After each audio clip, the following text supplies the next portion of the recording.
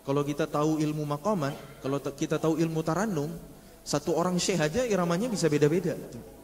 Makanya saya seneng banget dulu mempelajari Quran itu gara-gara iramanya. Syekh Sa'd Al-Ghamidi di surah Al-Fatihah itu iramanya ras. Alhamdulillahi Rabbil Alamin Ar-Rahmanir Rahim Maliki Yawmiddin Iyyaka na'budu wa iyyaka nasta'in. Itu iramanya ras namanya. Nanti di awal Al-Baqarah iramanya sika. Alif Lam Mim Dzalikal kitabu la raiba fihi hudal lil muttaqin. Itu irama sika namanya. Kayak syair Tala'al badru alaina. Itu sika. Nanti di awal, di pertengahan juz 1 masih Al-Baqarah iramanya jiharkah. Wa idh najjaynakum min ali fir'auna yasumunakum su'al azab. Al-ayah. Itu nikmat banget, syahdu banget. Favorit saya ini. Terus di ending Al-Baqarah iramanya soba. Lillahi ma fis samawati wa ma fil ard. Di awal Ali Imran iramanya ras lagi. Alif Lam Mim Allahu la ilaha illa huwal hayyul qayyum. Itu ras.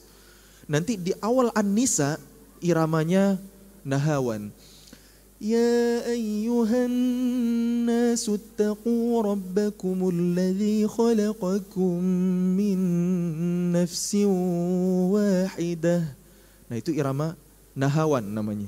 Di awal Al-Maidah ras lagi. Awal Al-An'am ras jiharkah atau ajam. Di awal Al-A'raf openingnya pakai soba, nanti tengah-tengahnya bayati. 30 juz Murattal Syekh Sa'd Al-Ghamidi, 7 irama itu ada. Yang belum saya sebut apa? Hijaz. Hijaz itu ada di awal surah Al-Jumu'ah. Nah ini kan hari Jumat nih. Nah di awal surah Al-Jumu'ah, Bismillahirrahmanirrahim. Nah itu ras. Yusabbihu lillahi ma fis samawati wa ma fil ard. Dan seterusnya Al-Ayah. Itu iramanya Hijaz. Jadi nikmat banget. Saya itu sampai ingat gitu. Syekh Sa'd Al-Ghamidi ini di surah ini, di ayat ini pakai irama apa itu, karena dulu sering menemani saya murojaah gitu. Sampai saya ingat. Jadi memang Quran itu nikmat.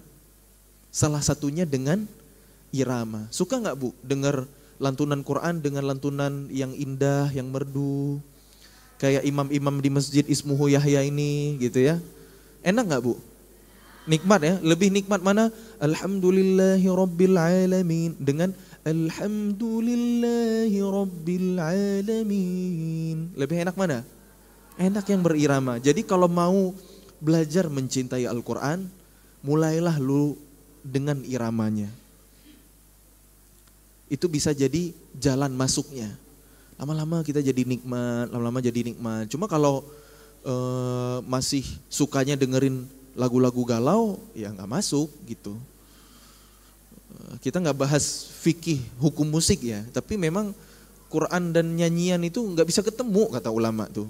Mana yang dominan itu yang menang. Gitu. Makanya kalau mau nikmat sama Quran, kurang-kurangin lah ya, kurang-kurangin dengerin lagu-lagu galau, jedak-jeduk itu, singkirin dulu lah. Playlist HP kita itu ya murotal, jangan lagu metal ya. Biar makin nikmat kita sama Quran. Kan kita mau jadi ahli Quran, supaya ditolong sama Quran, jadi sahabat Quran yang dapat syafaat Quran, mau nggak di akhirat? Nah, harus akrab sama Quran. Nah, gimana cara kita kenalan dulu sama Quran? Ya, biar kita nikmat sama Quran, akrab sama Quran. Ya. Belajar untuk menikmati Quran. Salah satunya dengan iramanya. Boleh syekh siapapun, imam manapun, qori manapun yang suaranya kita suka, iramanya kita nikmati, bebas. Itu kita belajar untuk mencintai Quran dulu. Tapi jangan lama-lama suka sama iramanya doang gitu ya. Karena jangan sampai salah fokus juga. yang kita sukai sebenarnya itu iramanya atau Qur'annya gitu. Kan irama itu cuma pintu masuknya. Kan hari ini di sebagian masyarakat kita mungkin karena belum tahu, masih sering banyak yang salah fokus. Misalnya ada seorang qori ngaji dengan mujawad style. Misalnya ya, tabbat yada abi lahabi wa tab. Allah gitu. Biasanya gitu ya. Di sahur rame-rame sama jamaah. Ada fenomena kayak begitu? Ada ya. Sallu ala nabi, Allahumma salli ala Muhammad gitu. Kayak habis dengar lantunan qori yang indah, melenggelegar, luar biasa, Allah gitu. Pertanyaannya, itu yang dikagumi ayat Qur'annya atau suara qori'nya? Kira-kira suara qori'nya ya, iramanya atau firman Allahnya?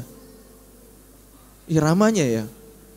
Padahal kalau kita renungi, tabbat yada abi lahabin wa tab, binasalah kedua tangan Abu Lahab dan dia pasti akan binasa, dia pasti akan celaka.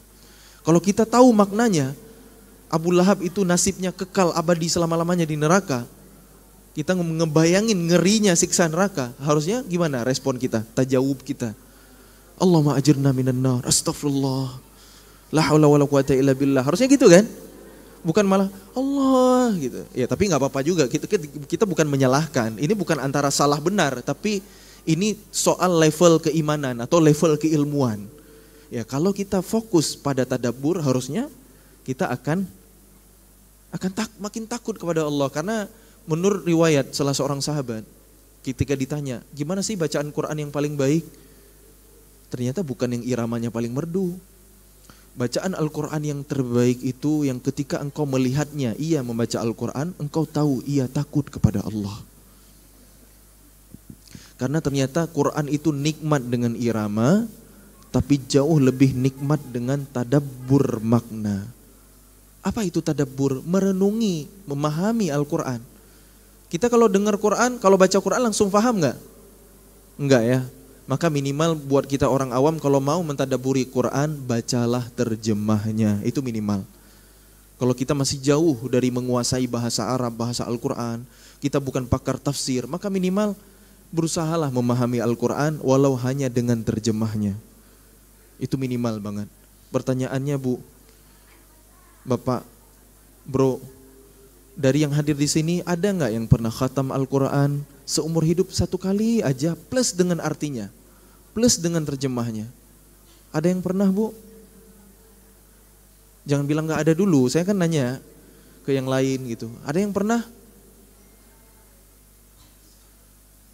Gimana kita mau bahagia ini? Kita jauh dari petunjuk kehidupan kita. Quran itu petunjuk hidup bukan? Nah, Quran itu baru jadi petunjuk ketika kita pahami, ketika kita renungi.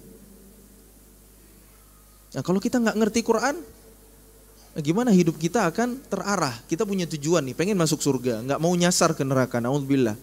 Maps-nya itu, navigasinya itu Quran. Nah, kita nggak mau ikutin petunjuknya, lurus, kapan beloknya gitu. Gimana coba? Makanya Bapak Ibu, mumpung kurang dari 80 hari lagi kita akan memasuki bulan Quran, bulan Ramadan. Allahumma barik lana fi Rajabin wa Sya'ban wa balighna Ramadan. Mudah-mudahan Allah pertemukan kita dengan Ramadan tahun ini ya. Udah rindu rasanya ya. Nah, tapi udah bisa pemanasan dulu dari sekarang. Biar gak kaget nanti. Kita sebelum olahraga perlu stretching dulu kan. Biar gak cedera. Nah, nanti pas Ramadan biar maksimal ibadah kita, khususnya interaksi kita sama Quran, udah bisa pemanasan dari sekarang. Baca Quran, tapi jangan dibaca aja. Hayati juga maknanya. Itulah tadabbur, berusaha merenungi Quran, memahami Quran. Ada perbedaan antara tadabbur dengan tafsir. Kalau tafsir itu ranahnya ulama, menjelaskan isi kandungan Quran, maknanya, makna setiap katanya, pelajarannya, hikmahnya, apa kaitannya dengan peristiwa di Sirah Nabawiyah, asbabun nuzulnya. Itu tugasnya ulama. Tapi kalau tadabbur itu kewajiban semua kita. Afala yatadabbaruna al-Quran. Tidakkah mereka mentadabburi Quran? Am ala qulubin aqfaluha, atau hati mereka yang terkunci. Dan Allah memang turunkan Quran itu untuk kita renungi, untuk kita hayati. Kitabun anzalnahu ilaika mubarak liyadabbaru ayatih, kata Allah, untuk ditadabburi ayat-ayatnya. Karena sebenarnya Bu, apapun masalah hidup kita, Quran itu punya jawabannya, punya solusinya. Kita aja yang hidupnya jauh dari Quran, makanya kita susah bahagia ya Bu. Kita merasa hidup kita berat banget ujiannya. Ya Allah, udah gak sanggup lagi ya Allah, mau nyerah rasanya ya Allah. Allah bilang, la yukallifullahu nafsan illa wus'aha.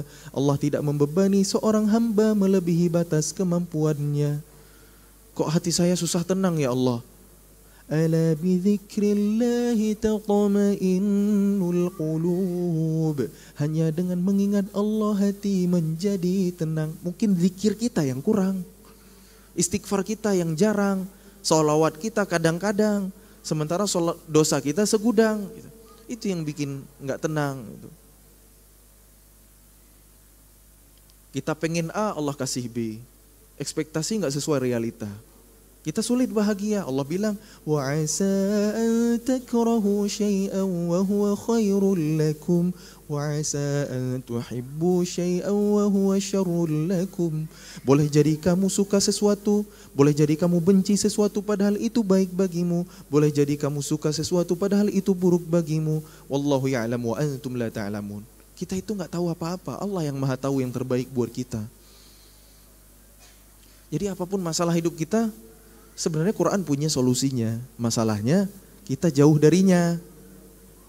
Jadi coba Bu ya, pemanasan menuju Ramadan, setiap hari mengaji, tapi baca juga arti. Biar semakin bertambah iman yang ada di hati.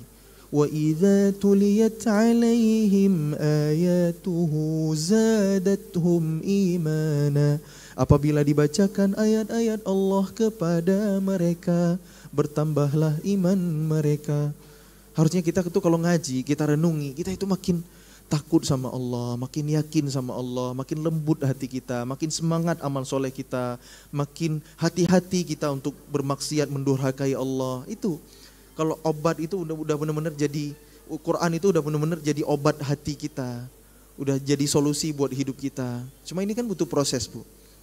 Makanya coba baca Quran, baca juga terjemahnya. Ustadz, saya susah ngeluangin waktu buat Quran gitu. Banyak kesibukan gitu. Ya udah nggak apa-apa, dengerin aja Qurannya. Tapi kalau dengerin murotal nggak paham gitu. Coba dengerin Quran audio terjemah Indonesia. Pernah dengar nggak? Ada murotal Quran kayak yang modelnya kayak begini. Bismillahirrahmanirrahim. Dengan nama Allah yang Maha Pengasih, Maha Penyayang. Alhamdulillahi Rabbil Alamin. Segala puji bagi Allah, Tuhan alam semesta. Pernah dengar gak? Nah, coba di rumah ibu-ibu, bapak ibu, setel murotal yang modelnya kayak begitu. Ketik aja, cari aja Al-Quran audio terjemah Indonesia. Itu insya Allah ketemu. Ada versi Syekh Misyari Rashid Al-Afasi, versi Syekh Sa'ad Al-Ghamidi, versi Muzammil Hasballah ada juga. Ya, silakan dipilih aja mana yang nyaman gitu. Itu insya Allah bisa membantu kita untuk tadabbur. Kita dengar, karena Bu, aspek pendengaran kita ini berpengaruh besar loh. Bayi dalam kandungan, belum lahir, belum bisa lihat dia. Tapi dia udah bisa dengar duluan. Allah, sadaqallah. Maha benar Allah yang berfirman, wa ja'ala lakumus sam'a wal absara wal af'idah. Dialah Allah yang menjadikan untuk kalian pendengaran, penglihatan dan hati. Jadi kalau kita mau dapat hidayah Bu, aspek pendengaran itu penting banget. Maka filter Bu, apa yang kita dengar? Pastikan kebaikan, Quran, nasihat-nasihat indah dari lisan ulama. Jangan dengar gosip tetangga Bu ya. Jangan dengerin, tahu nggak? Tapi jangan bilang siapa-siapa ya. Beneran ini gitu. Astagfirullah, astagfirullah. Jangan ghibah yang didengerin Bu, jangan gosip Bu ya. Dosa itu Bu. Ayuhibbu ahadukum an ya'kula lahma akhihi maitan fakarihtumuh. Apa kalian mau makan bangkai daging saudara kalian yang udah mati? Jijik lah. Ya kan, itu ibarat ghibah. Tapi ini fakta kok. Ya, kalau yang bersangkutan dengar nggak suka, itu ghibah namanya. Ngomongin kejelekan orang di belakang. Walaupun fakta. Ya, kalau bohong berarti apa? Fitnah. Fitnah bahasa Indonesia, ya. Kalau dalam bahasa Arab fitnah itu artinya ujian. Tapi kalau fitnah dalam bahasa kita nuduh orang tanpa bukti, ya. Dengar yang baik-baik, Bu. Aspek pendengaran itu penting banget. Apalagi kalau punya anak kecil gitu. Dari kecil udah sering diperdengarkan Quran. Apalagi keluar dari lisan orang tuanya. Insya Allah mudah-mudahan pas gede dia jadi anak soleh, jadi ahlul Quran gitu. Nah, perhatikan apa yang kita dengar. Baru kemudian juga perhatikan apa yang kita lihat. Pendengaran itu lebih berpengaruh sebenarnya. Lebih duluan berpengaruh. Makanya kenapa kalau santri penghafal Quran ngafal di tempat sunyi, itu lebih mudah hafalnya. Atau mengeraskan suaranya, karena dikonfirmasi oleh telinganya. Telinga itu bisa menjangkau depan, belakang, kiri, kanan, atas, bawah. Kalau penglihatan cuma dari depan doang kan? Wa ja'ala lakumus sam'a wal absara wal af'idah. Kalau mau belajar, mau dapat hidayah, yang berperan itu telinga duluan, terus mata, baru hati. Hati itu terakhir gitu. Kita mendengar, kita melihat, baru kemudian hati menumbuhkan keimanan. Tapi Bu, nanti yang ditanya sama Allah di akhirat, itu dibalik urutannya. Hati dulu yang Allah lihat gitu. Hati dulu yang diaudit, hati dulu yang dihisap. Walaqad dzara'na li jahannama katsiran minal jinni wal ins. Kebanyakan penghuni neraka itu dari golongan jin dan manusia. Lahum qulubul la yafqahuna biha. Mereka punya hati, tapi tidak merenung, tidak berfikir dengannya. Tidak memikirkan tanda-tanda kebesaran Allah. Lahum a'yunun la yubsiruna biha. Mereka punya mata tapi tidak melihat tanda-tanda kebesaran Allah. Walahum a'yunun la yubsiruna biha. Walahum adhanun la yasma'una biha. Mereka punya telinga tapi tidak mendengar dengannya. Jadi kalau di akhirat nanti penyebab masuk neraka itu dari hati duluan gitu. Tapi kalau kita mau dapat hidayah, kita mau belajar, kita mau selamat, maka dahulukan pendengaran kita gitu. Pendengaran, penglihatan, kemudian hati itu aspek terakhirnya gitu kan. Hati kita itu kan tergantung apa yang kita dengar, apa yang kita lihat, ya kan? Nanti itu yang akan keluar berupa kebaikan dari lisan gitu. Itu tergantung hati, baik enggaknya kita itu dilihat dari hati. Tapi kalau mau belajar urutannya begini. Allah a'lam bishawab. Jadi gitu Bapak Ibu. Quran itu jangan hanya dibaca, jangan hanya didengerin, pahami, tadabburi. Karena sekali lagi Quran itu nikmat dengan irama, tapi jauh lebih nikmat dengan tadabbur makna. Sebagai penutup, karena kita udah syuruk nih, ada sebuah kisah tentang dahsyatnya tadabbur Al-Quran, tentang nikmatnya merenungi Quran. Dulu di zaman Rasulullah SAW, ketika Nabi dan para sahabat baru pulang perang, dalam perjalanan menuju Madinah, markas kaum muslimin, kondisi udah malam hari, udah gelap. Sehingga Nabi mengistirahatkan seluruh pasukan di sebuah lembah. Kenapa lembah? Karena aman, dikelilingi oleh bukit yang menjadi benteng pertahanan. Cuma ada satu pintu akses menuju ke sana. Nabi menunjuk 2 orang anak muda buat jaga malam. Ammar bin Yasir dan Abbad bin Bishir. Mereka bestian. Mereka sahabatan ya. 2 orang anak muda. Ammar bin Yasir dan Abbad bin Bishir. Semua tidur, yang jaga malam cuma 2 orang.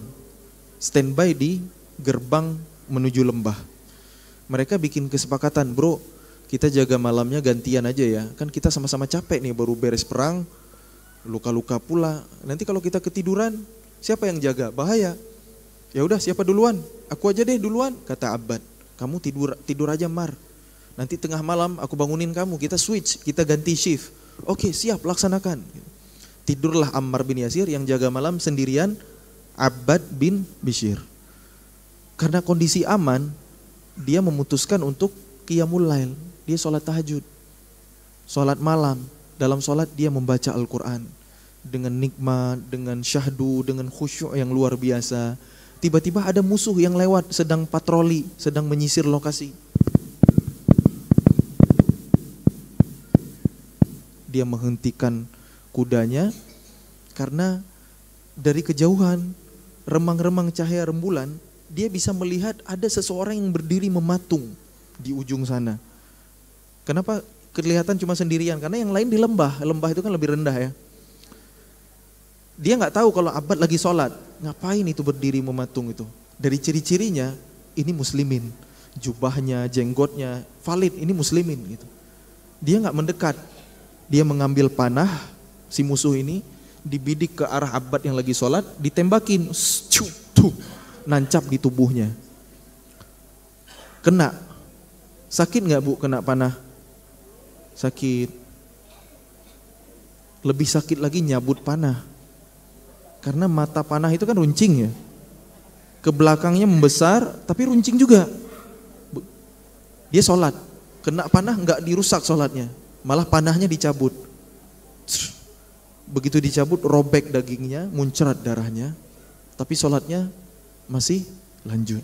Ditembak lagi yang kedua, kena lagi, dicabut lagi. Yang ketiga kena lagi, dicabut lagi. Sampai 3 kali dia kehabisan banyak darah. Lalu dia tuntaskan sholatnya, kelihatan sama musuh ini udah tumbang, dikirain udah mati gitu. Nggak dicek lagi. Kemudian Abbad dengan susah payah dia merangkak, berusaha menuju ke tempat Ammar yang lagi tidur temannya. Lalu dia bangunin, bro bangun, saya udah sekarat nih gitu. Ammar bangun-bangun, ngelihat darah udah berceceran, kaget kan, ada apa ini, ada musuh ya gitu. Kenapa baru bangunin sekarang, kenapa nggak dari tadi? Apa jawaban Abbad bin Bishr? Sesungguhnya aku tidak mau memutus nikmatnya bacaan Al-Quranku dalam sholat tadi. Masya Allah, emang boleh senikmat itu? Nikmatnya Al-Quran mengalahkan rasa sakit kena panah. Gimana dengan kita? Imam baca air agak panjang dikit, ini gak bisa imamnya murajaah pas tahajud aja. Udah tahu banyak aki-aki, banyak kakek nenek, banyak orang sepuh di belakang gitu. Suuzon sama imam ya. Enggak ada di sini kayak gitu ya, insyaallah ya. Kita sholat ya, imam baca ayat agak panjang dikit, digigit nyamuk aja kayak udah nggak khusyuk kita. Ya, ini Abbad bin Bishr kena panah, tapi sholatnya masih tetap nikmat. Kok bisa? Jawabannya tadabbur makna. Karena nggak ada riwayat apa Abbad bin Bishr ngajinya, baca Qur'annya dalam sholat pakai irama bayati kurdi, pakai irama jiharkah, nahawan, nggak ada riwayat tentang itu. Namanya lagi situasi perang, mungkin sholatnya juga sir, nggak jahar, sendirian lagi. Terus dari mana nikmatnya? Pertama dari keimanan yang luar biasa. Memang level iman sahabat Nabi itu nggak kaleng-kaleng ya. Yang kedua tadabbur makna, karena para sahabat Nabi itu mengerti Al-Quran, merasakan nikmatnya Quran itu luar biasa. Itu. Jadi Quran itu nikmat dengan irama, jauh lebih nikmat dengan tadabbur makna. Coba Bapak Ibu buktikan sendiri ya. Nanti pulang ke rumah minimal dari juz 30 aja dulu. Karena juz 30 itu kan kebanyakan surah-surah Makkiyah. Surah-surah Makkiyah itu kan pendek-pendek ayatnya.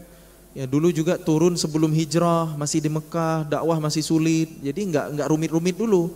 Ayatnya nggak panjang-panjang, pendek-pendek, isinya tentang surga, neraka, kabar gembira, peringatan, kisah umat-umat terdahulu, untuk melembutkan hati kita, untuk menumbuhkan keimanan di hati kita.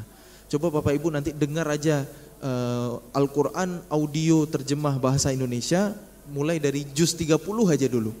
Insya Allah nanti hati kita akan lembut.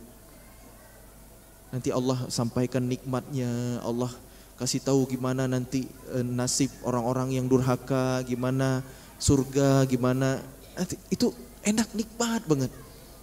Nikmat banget. Silakan dibuktikan Bu ya. Itu padahal kita baru memahami Quran lewat terjemah aja kerasa nikmatnya. Apalagi kalau kita benar-benar memahami bahasa Al-Quran, bahasa Arab, ilmu balaghah, itu nikmat banget. Karena Quran itu nggak bisa ditandingin kan. Nggak ada yang bisa buat Quran. Coba tanya sama ChatGPT gitu, tolong buat yang kayak Quran gitu. Dia pasti bakal jawab, aku nggak bisa buat gitu. AI itu nggak bisa buat, gitu. Tapi coba buat yang kayak Bible gitu. Oh gampang, terus dibuatin gitu, bisa itu. Tapi Quran itu kan Allah udah nantangin. Wa in kuntum fi raibim mimma nazzalna ala abdina fa'tu bi suratin mim mithlih. Seandainya kalian ragu terhadap apa yang kami wahyukan kepada hamba kami Muhammad, maka coba kalian buat satu surah yang semisal Quran. Fa illam taf'alu wa lan taf'alu. Enggak ada yang mampu, enggak ada yang sanggup. Di Quran itu memang dahsyat. Quran itu mukjizat. Quran itu luar biasa. Kalau mau hidup kita bahagia dunia akhirat, mau dimuliakan Allah, jangan jauh-jauh dari Al-Quran. Mudah-mudahan kita termasuk ke dalam golongan hamba Allah yang mendapatkan naungan, yang mendapatkan syafaat, yang mendapatkan pertolongan di akhirat nanti dengan wasilah Al-Quran.